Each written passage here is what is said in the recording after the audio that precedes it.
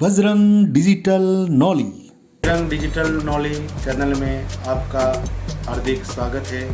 हमारे चैनल को लाइक करें, सब्सक्राइब करें और शेयर करें। बहुत बहुत धन्यवाद। नमामि हरि परम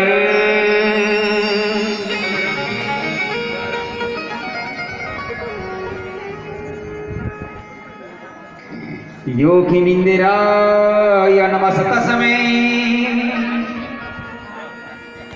ब्रह्मरूपिणी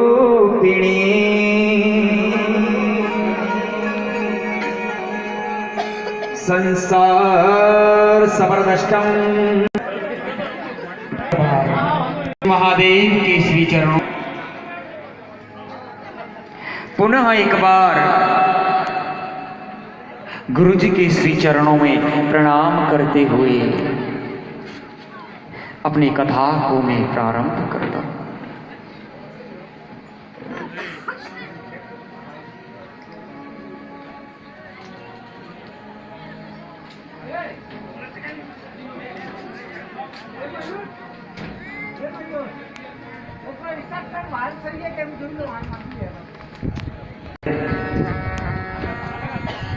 कि कार्य यहाँ जो कुछ भी इस पंडाल में करें मात्र सैन से किया जाए, इशारे से।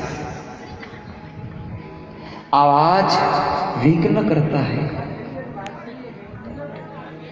आवाज दुख करता है, क्योंकि मौन कथा में बहुत ही आवश्यक है।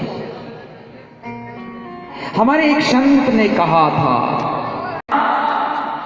कि हमारे वडीलों ने कहा था कि शरण में आया हुआ चाहे दुश्मन क्यों न हो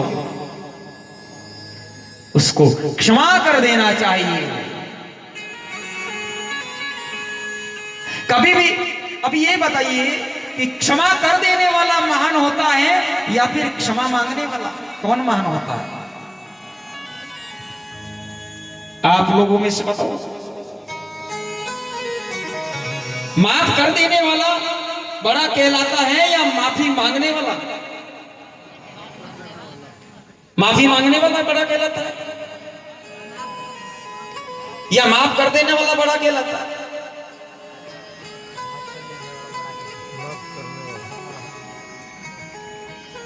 माफी क्षमा कर देने वाला या क्षमा मांगने वाला?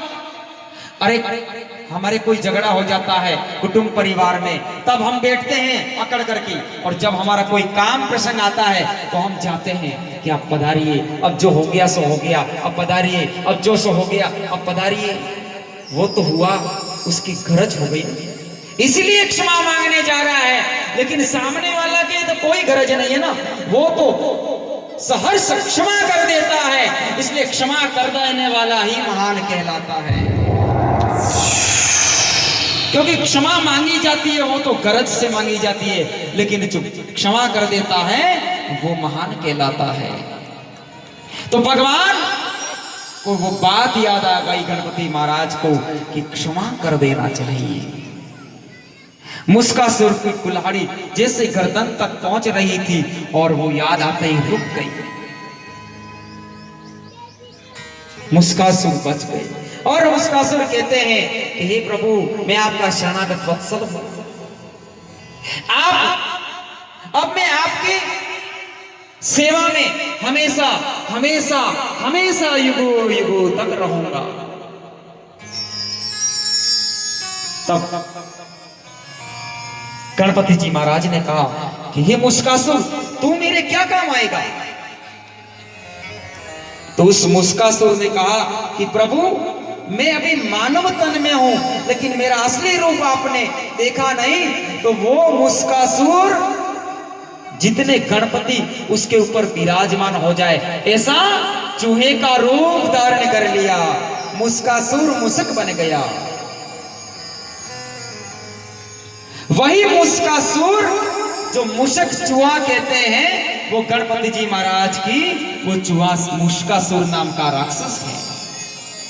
लेकिन वो राक्षस भगवान की श्री चरणों में चला गया तो वो देवों के बराबर पूज्य हो गया और हम भी उसको आज पूज रहे हैं।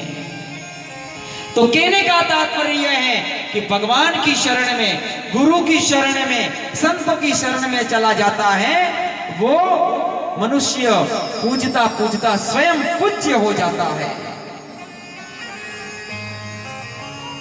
मगर चूहा जो है ना हमारे घरों में घुस जाता है आजकल नहीं, वर्षों से, युगों से घरों में घुस जाता है ना। तो उस समय कई अनाज दाने फाड़ देता है, तोड़ देता है, कपड़े वगैरह। पहले तो, अभी तो ड्रमों के अंदर गेहूं अनाज भरे जाते हैं ना, पहले वो मिट्टी के थे कोठे, उसमें भरा जाता था। तो उस मिट्टी को वो दीवार उनकी छेद कर देते थे। क्यों? अब असली वास्तविक बात तो ये है कि वो मुस्कासुर, वही मूषक, उसी की सारी संतानें इस संसार में हैं, मूषक जो चूहे हैं वो। तो मुस्कासुर वो छेद इसलिए करता था, कपड़ों को इसलिए फाड़ता था, डैंडलप को इसलिए फाड़ता था, सोफे सेट को इसलिए फाड़ रहा है कि उसके अंदर आखिर वो है तो राक्षसी, इसलिए राक्षसी असर गया नहीं। चाहे वो चूहा भगवान गणपति का सवारी बन गया, लेकिन जाति असर उसका गया नहीं है, इसलिए वो फाड़ता रहता है।